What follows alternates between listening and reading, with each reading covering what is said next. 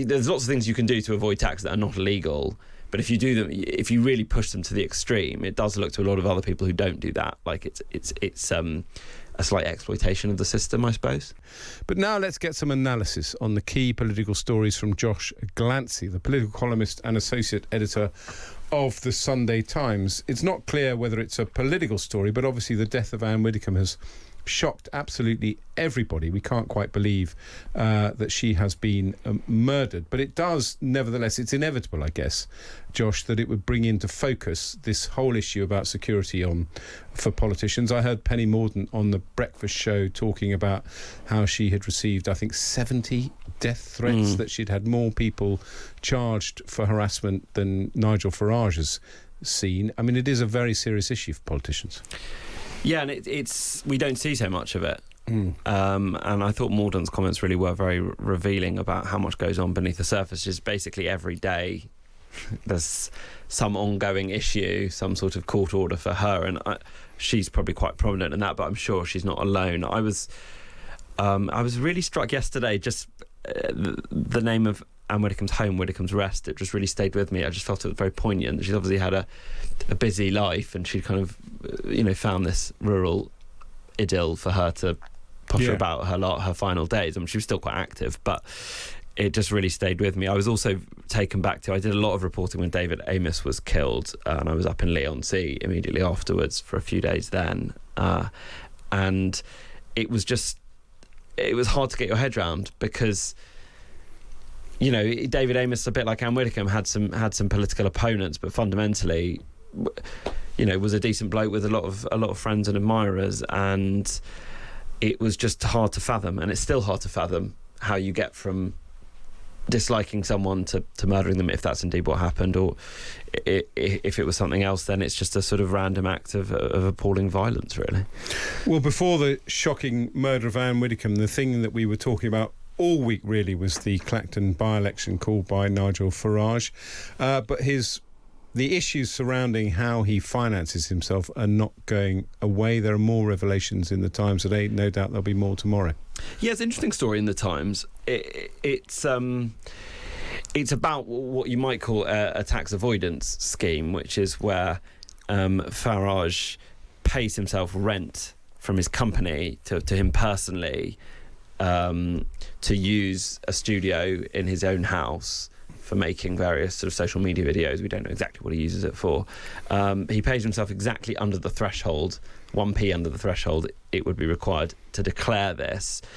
So if he receives rent from any other of his houses, which we don't know, he doesn't answer in the piece, then he ought to have declared it because he would be over that threshold.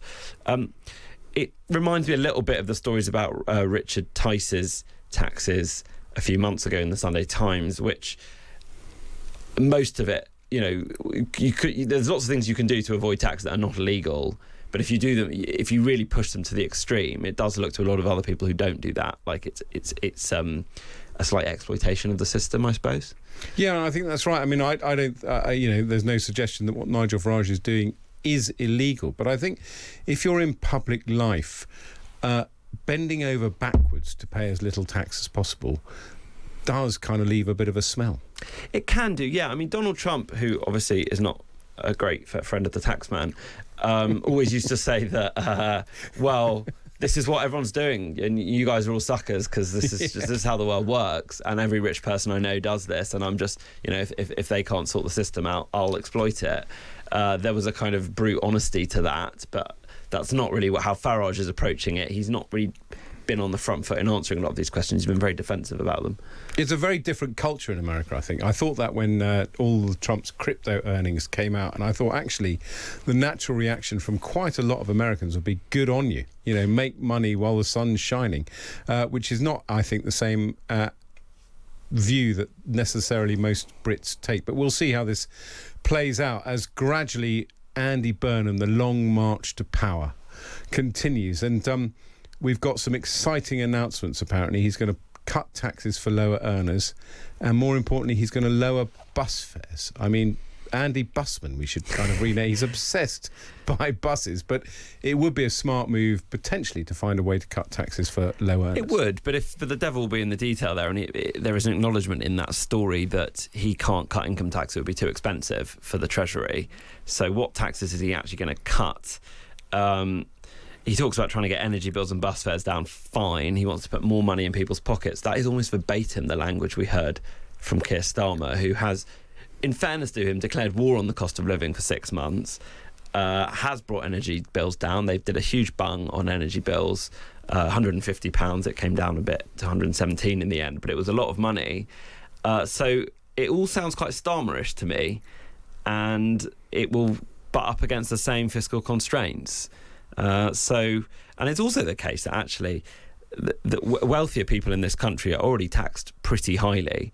And most tax experts will tell you there's a limit to how much more you can wring out. And actually, it's the broad-based tax rises, something like income tax, which would really raise a lot more money for the Treasury. But they've ruled that out because it was ruled out in the manifesto, and Burnham has ruled that out too. So until they change that, it all feels a bit like messaging and fiddling at the margins. And I guess the lesson as well for Andy Burnham is that your first budget, in inverted commas, we don't know how he'll make the announcement, is what can potentially define you. As, in my view, the Rachel Reeves budget defined the Keir Starmer premiership to a certain extent. But anyway, he's busy picking his top team. The thought occurred to me as you were talking, if he's going to bring energy bills down, can he make Ed Miliband his chancellor? But we'll see what happens. But one aspect of this story that's emerged is that female Labour MPs and staff have written a list of 30 people in government who've been accused of inappropriate behaviour. And this takes us back because I can't remember which year it was, but a few years back there was this Westminster list which was leaked. I think it appeared on something like the Guido Fawkes website. Yeah, I think it was 2018, 2019. Right? What's going on here? I've got mixed feelings about this.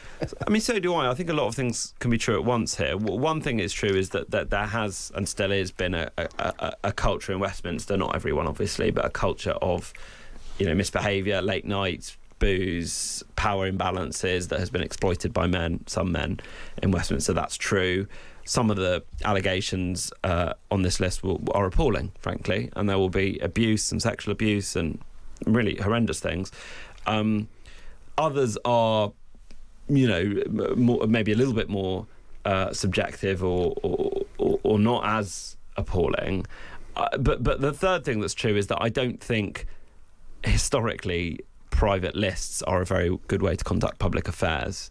There needs to be an accountable process. Obviously, all these things should be looked into, but the idea that people privately sort of contribute to a list that then gets shown to the incoming Prime Minister, it just doesn't strike me as a very good structure for dealing with these very real issues.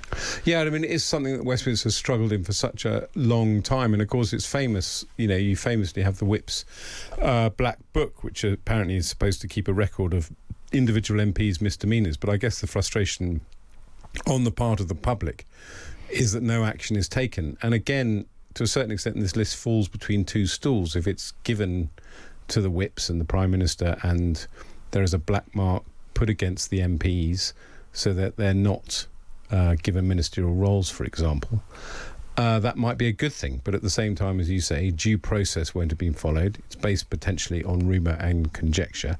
And in fact, the public as well will be shortchanged because these people's careers may not progress, but they won't be held to account. So we'll see how that pans out. But I gather you're hearing about some tension between Burnham allies because nobody is yet sure who is in charge.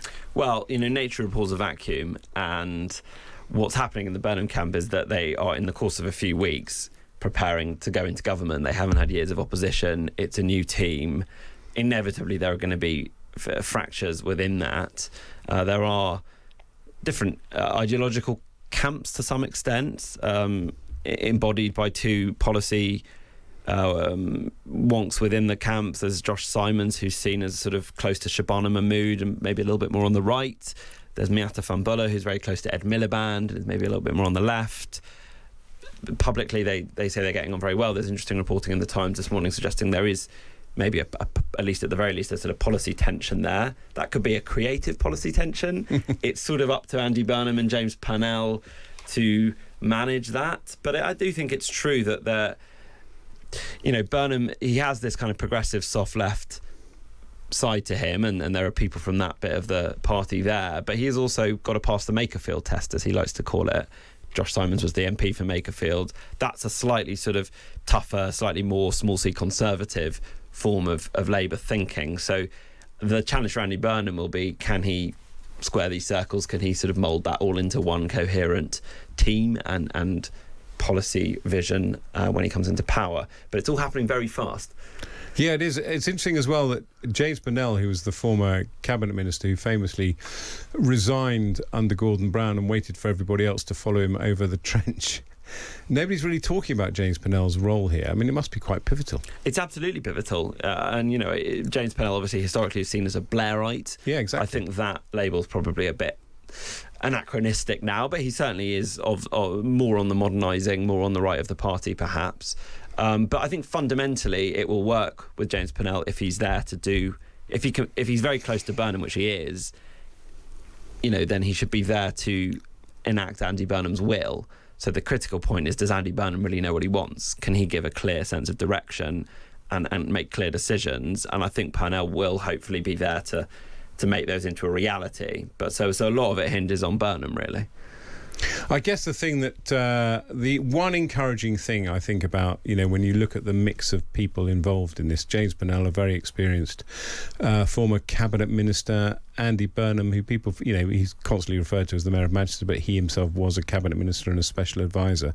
I guess the one thing that I feel that's positive about this, which may sound a bit kind of Westminster Beltway, is that they are, they'll be much more political than Keir Starmer. They should, in theory, see the booby traps ahead of them and also be able to construct a much more positive narrative for the things that they're doing, which just Keir Starmer was completely incapable of. Yeah, Starmer had an almost visceral contempt for the way politics was practiced. He saw it as unserious, and he disliked Westminster. He was very vocal about that and the shenanigans that go on in Westminster. But I always felt from day one that was a little bit naive, because he was trying to do things his way, but you have to command the centre. You have to be able to navigate Parliament. You have to be able to bend the parliamentary party to your will.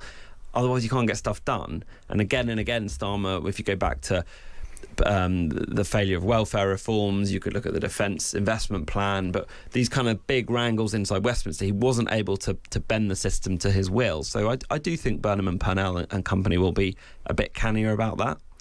Absolutely. Well, we'll see how it all pans out. 20th of July is the day, in theory, when Andy Burnham becomes Prime Minister. We'll read more from Josh Glancy in the Sunday Times tomorrow. And if you've got a digital subscription, you can read it on the Times app or at thetimes.com.